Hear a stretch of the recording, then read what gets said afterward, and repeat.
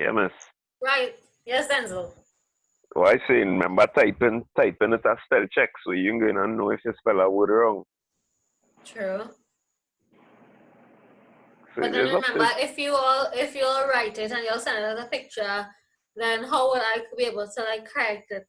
well, yeah, I understand that too. Well, I guess we could type it on the Word document, yes? Make life easy. Yeah, so I'll just maybe have you all type it on the Word document, and then I'll say, okay, everybody stop typing now and email it to me. Also, I'll see like how the email is coming through and who sent it on time and stuff. Everybody have Word, right? Yeah, I would. Right. Because So I know some people on the we phone. should be able to do that. So I know now it's 6:47. I'm working with my time in the bottom here, right? Everybody see my time here? I'm going to say laptop slow. 6:48. Okay, wow, then so 1 minute. So you'll have a 15-minute break now, and we will be resuming after a 15-minute break. Please be back on time. Hey, man, making tea. That should make fun. Hey, man, I gotta take one of those nice teas. With the cream on thing. Yeah, they're going to get your exam paper away. Oh, I wonder why I put on, right? More check.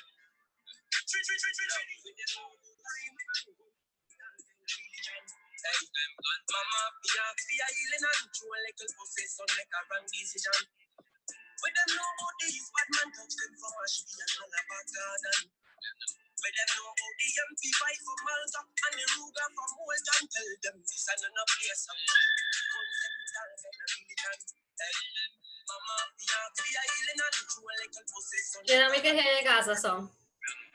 Oh, I didn't have my mic on. Sorry, miss.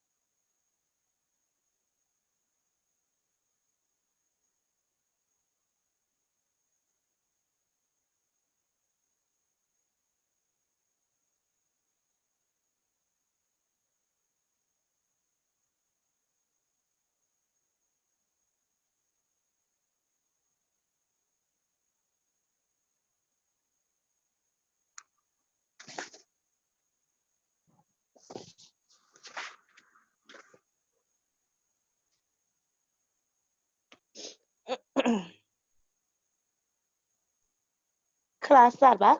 Anybody?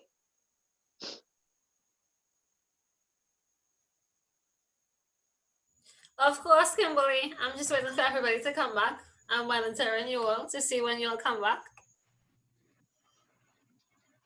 All of that? Of Oh course. yeah, and if I am looking at when my you join back, you might participants. just be This on. figure has to reach to 12. Miss, you're not easy now. Just so all you know, when all you join back, all you might just be on.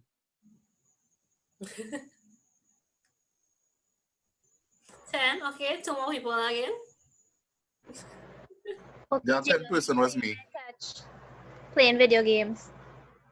I'm missing 2 people. Marissa, you could go ahead and now. Don't wait on them. Okay, you see? The instructions from Linda. Right, so we're going back to the email. Remember, I told you all that the memorandum and the email, they are linked, right? So in terms of like the format, exactly how the memorandum should be written. So one question that you could get in the exam is that you could be asked to send an email. And this actually came last year in last year's paper, where students were asked to send an email to their classmates regarding information about what they missed in school. So it says an email is short for electronic mail. So I'm sure by now, all of us at some point in time, we have sent an email and we know what an email entails. So similar to a letter, it is sent via the internet to a recipient. So the recipient is whoever is going to be receiving the email. And remember, the emails are always sent via the internet. An email address is required to receive an email. So you will see, yes, Sanjay? And like mic feedback. Huh? No. I'm cooking. Tomorrow? Your best. Oh, it was Linda's microphone. I wasn't hearing it too good. I'll put the water to hot. Right, better. Yeah. Okay, good. So similar to a letter, it is sent via the internet to a recipient. An email address is required to receive an email, and that address is unique to the user. So you would know that when you're sending emails, the emails would not be sent unless you've entered the email address for the person to receive the email. Some people use internet-based applications, and some use programs on their computer to access and store emails. So internet-based applications. So some of us, we actually go onto the Google website and we sign in from there. Some of us actually have the Gmail app on our phone, the mail app on our phone that we use. So you could use any one of these platforms to access your email. So the format of the email, the typical format that you will see in your email is that first you will see the from. So who is the email being sent from? So from is who is sending the email. So for example, it will be john@yahoo.com. So that's whatever I have written here in this order is the order in which the information will come on your paper when you are sending the email to the person. So whoever is sending the email, meaning you put your email address first. And your email address has to be like this, right? It must always be like whatever name you have and then the @ and you could use platforms like Yahoo, Gmail, Outlook, live.com. Then you have the who, so who you are sending the email to. So for example, live@gmail.com. So the person who you want to receive the email, you put the email address here. The second thing is that we have the CC. So you will see this, for instance, when you all receive emails from CTS, you will see that we always CC someone on the email, right? So CC means who you want to send a copy of the email to. So if you want an additional person to be previewed to this email, to receive this email as well, you could CC them onto the email so that they would be able to see the email that you are sending between the to and the from. So the CC is a third person that you're going to send the email to, right? So the person who is sending the email is sending the email to one person, but you could also CC someone on the email so that they too can see who you are sending to this two person. And well, obviously this would be an email address as well that you're sending it to. Then you have the BCC, which means that you could add someone you want to send the email to, but you do not want everyone to see who this person is. And you will see as that when I explain later on here what CC and BCC means. But BCC stands for blind carbon copy, And if you'll open your Gmails and stuff and you go to send an email, you will see that you have the from option, you have the to option, you have the CC, and you have the BCC. So the BCC is someone who you want to send the email to, but whenever the person receives the email, they would never see who was BCC'd on the email.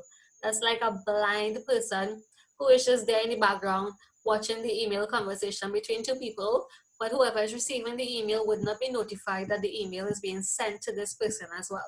So a lot of organizations, when they are relaying information, a lot of confidential information, or maybe if they're going to fire someone, they BCC someone on the email so that, you know, the person could be privy to see what exactly the conversation is looking like between these two persons. And then you have the subject of the emails, which is basically what the email is about. So for instance, if we are requesting an English class and we're requesting an additional class at CTS, I will send an email and I will put the title as requesting an English class, meaning that, you know what, we need an additional makeup class before the exam. And then after that, you have the body of the email where you put the details as to what the email is about and all the pertinent information. So note while I'm going to explain now what the CC and the BCC mean. CC means carbon copy and BCC means blind carbon copy. So for emailing, you use CC when you want to copy others publicly. So the difference between the CC and the BCC is that when you CC someone, it is done publicly, meaning that when the person receives the email, they would publicly see who is CC to the email. And BCC is used when you want to do it privately. So this is like, you know, something very secretive. The person who is receiving the email would not know, they would never know that someone was BCC to the email. So that's why when you're receiving emails and you're having email conversations, especially between like managers and workers and even you amongst your friends and so on, you don't know who is BCC to the email. And whoever is BCC, they would have access to everything that's taking place in the email conversation. And remember, this is done privately by the sender of the email. So any recipients on the BCC line of an email are not visible to others on the email. So this is like a ghost person who is seeing everything that's taking place, but the person who the email is being sent to will never know. Only the person who sent the email would know that the BCC is someone who will be seeing what's taking place in this chain email. So this is a typical, the standard format of the email. So you have your from, so you put the sender's email address. Then you have the to, so the receiver's email address. And then you have the CC, which is the carbon copy, who you want to publicly send this email to. And remember, when the person receives the email, they would see who was CC to it. And then you have the BCC, where you put the person's email address. And this is who you want to send the email to privately. And whoever is receiving the email would never know that this person is being sent in the email chain as well. And then the subject of this email is Samantha Cartel's report card. So if you look at the body of the email now, you would see that you put the dear whoever, and you would notice that the lines, the paragraphs would begin by the margin and you skip lines between your paragraphs. So even when you're sending emails today to your friends, even when you'll receive emails from myself or from Linda and from CTS on the whole, you will always see this format being utilized. You will see the dear whoever, and you will always notice that they will begin their paragraphs by the margin and they will skip lines between their paragraphs. So the general trend to note about section B is that when you're writing anything, the report, the letter, the email, you always begin by the margin and you always skip lines between your paragraphs. And then you put your closing, so like the yours sincerely, and then you put who sent the email, you put your name. So you don't have to skip a line here between the closing greeting and the person's name. Do you all have any questions about the format of the email?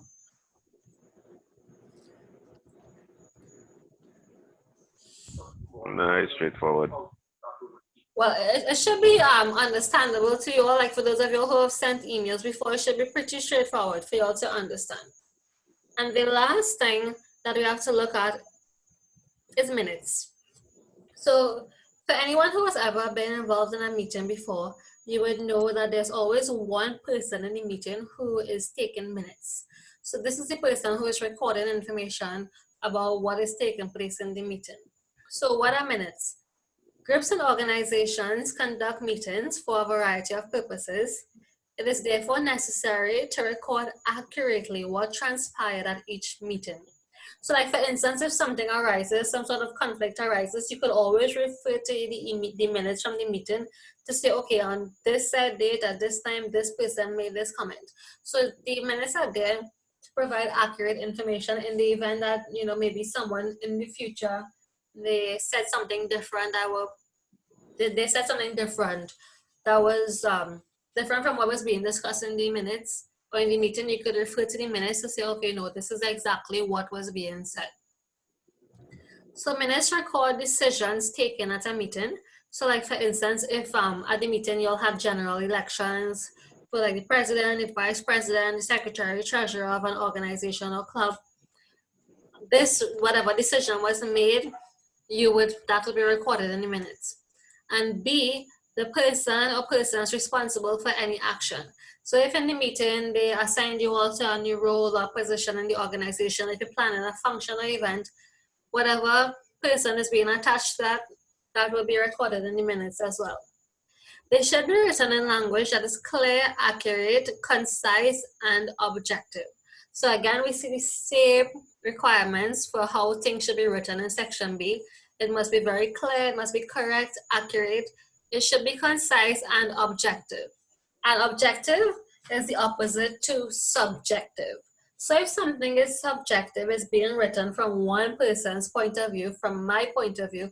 But if something is objective, it is written generally from not one person's point of view. So when you're writing for section B, you should be objective and not subjective, because when you are subjective, your writing sounds very one-sided, as opposed to if you are objective, you are just generally commenting on what is being taken, on what is taking place. And the difference to notice, and one main thing to notice, the difference between objective and subjective is that when writing is subjective, you would see I being used. So if you read something and you see the pronoun I being used, then that writing is subjective. When you see pronouns like they and like they being used or he or she, then you know that it is objective. So for example, you wouldn't say in the minutes, you wouldn't say, well, I said this at the minutes and I decided this. You would say it was mentioned or it was noted that, or the organization made the decision that. So you wouldn't present it from one person's point of view. You'll be very objective in the writing of the minutes. So the minutes wouldn't be done subjectively, they will be done objectively. Minutes reduce the possibility of disagreement about discussions and decisions. So remember I said that the minutes are basically facts that you are recording, so that maybe if you all made a decision in a meeting today, maybe 2 days down the road, somebody would say, no, we never said that in the meeting, this was said. Then you refer to your minutes to justify what was being said. So it really reduces the disagreement because it's just recorded facts. So even if in future you have a disagreement, you could always refer to the minutes for justification, because remember, what was recorded was very factual. The next thing, minutes are normally the responsibility of a secretary. So usually the person who will be recording the minutes will be the secretary of a group or organization, even in the workplace. But any person may be called upon to take minutes in the absence of the authorized person. So it's very good for us to learn how to write minutes, because for instance, if the secretary is absent at a meeting, maybe you could be called upon to take the minutes at the meeting. So we always have to be prepared in the event that we are called to take the minutes at a meeting. So writing minutes. Here are some guidelines to assist you in writing minutes of a meeting. So these are some things that we should pay particular attention to so that we know what exactly comes in the minutes. So the first thing you have to do is familiarize yourself with the basic pattern or format of minutes. So the first thing you have to put is, you name the chairperson of the meeting. So you must always say who the meeting was being chaired by. So who was the person who held the meeting, who was in charge of the meeting. You mention the chairperson. You record the date, the time, and place of the meeting. So you must always have this information because this is factual information. You always have to state the purpose of the meeting. So why did you all assemble together for the meeting? What was the main purpose for this meeting to take place? Somebody has a question? Alexi S7, you need to mute your mic, please.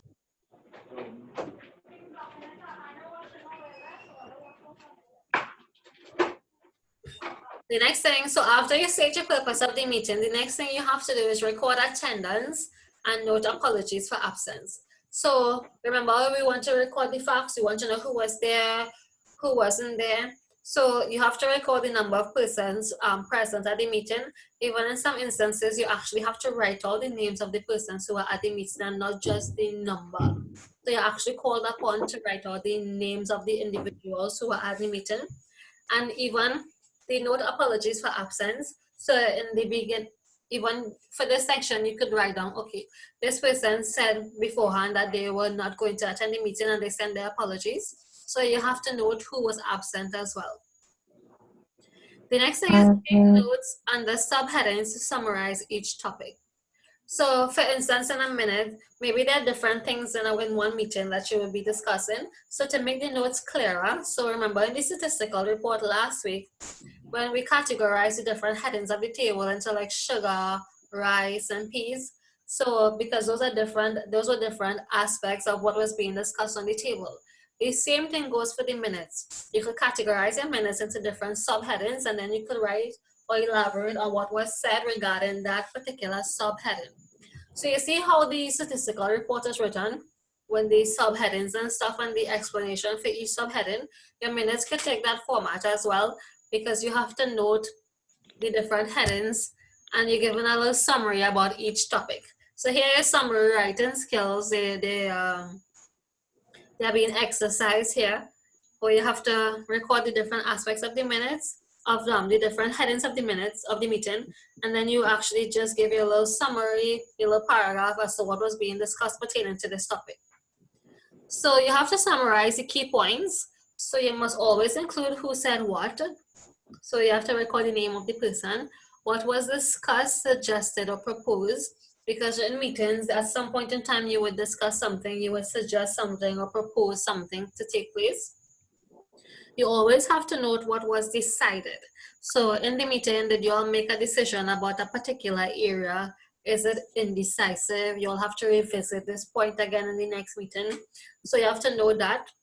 What was deferred to another meeting? So maybe you will say, okay, well, we don't have sufficient information, or we don't have a sufficient amount of people here to make a decision. So we'll have to defer this point or this area of interest for our next meeting. The next thing is what date was set for the next meeting. So when you all meet, before you all leave, you must always set a date for the next meeting. And that should be recorded in the minutes. And then you have to say what time the meeting was adjourned, meaning what time the meeting ended. So remember, at the top here, we said that we must record the date, the time, and place of the meeting. So if the meeting started at 4 p.m., then you could note in the bottom here that meeting was adjourned at maybe 6 p.m. So you're letting everyone know that, okay, the meeting ended at this particular time. The next thing you do is that you clear up ambiguous areas during the meeting. And the word ambiguous means unclear.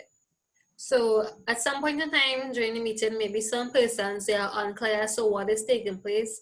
Maybe they discussed something last meeting and the point was raised again this meeting, and they're unsure about what is being said. So at some point in time during the meeting, we have some clarifications taking place regarding different areas of discussion.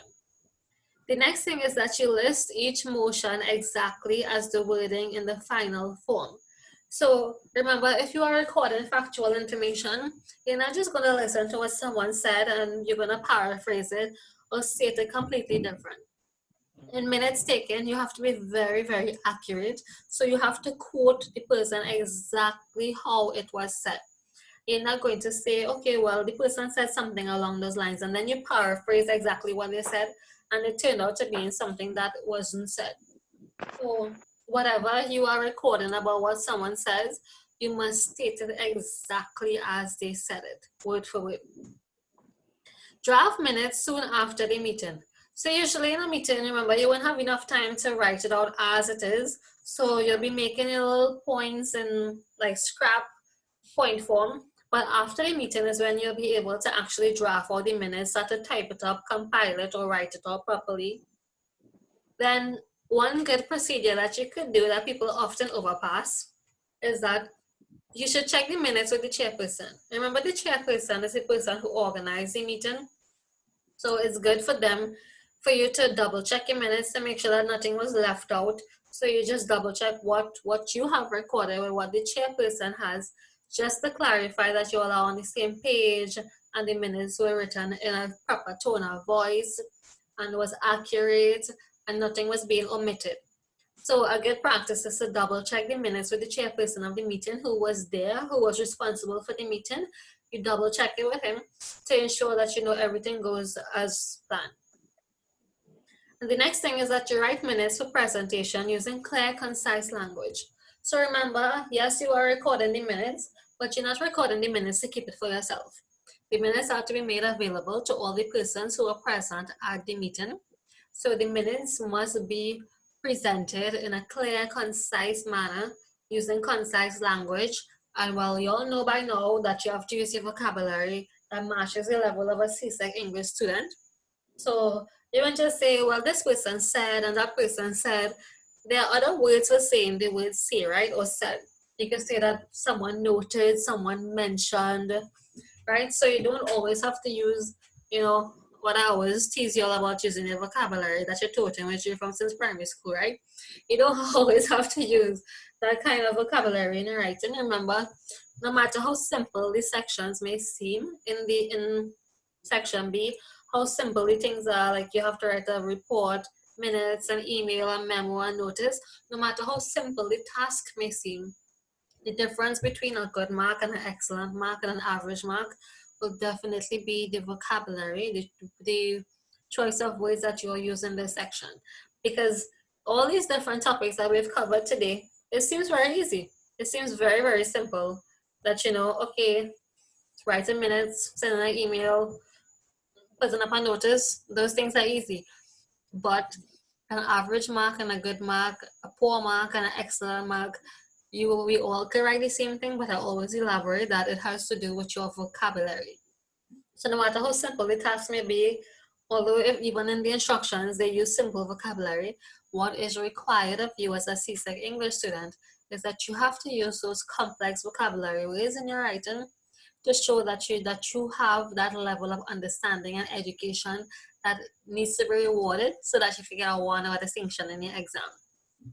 So for the format of the minutes, you are just going basically with the format of how the statistical report was. So you begin, the minutes is like a report.